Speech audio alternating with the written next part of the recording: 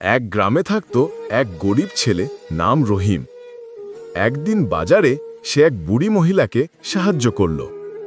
বিনিময়ে বুড়ি তাকে দিল এক রহস্যময় বীজ আর বলল, এটা মাটিতে পুঁতে দিও, ভাগ্য খুলে যাবে।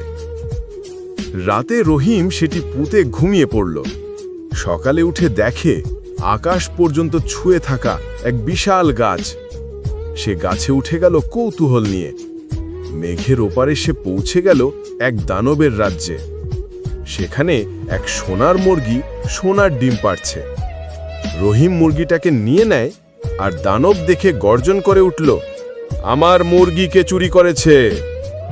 রহিম সাহস করে মুরগিটা নিয়ে নিচে নামল, কিন্তু দানবও তার পেছনে পেছনে নেমে আসতে লাগল। তখন রহিম কুলারি দিয়ে গাছটা কেটে ফেলল।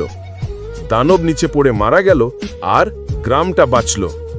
তারপর সেই সোনার মুরগির ডিমে রহিম আর তার গ্রামবাসীরা সুখে শান্তিতে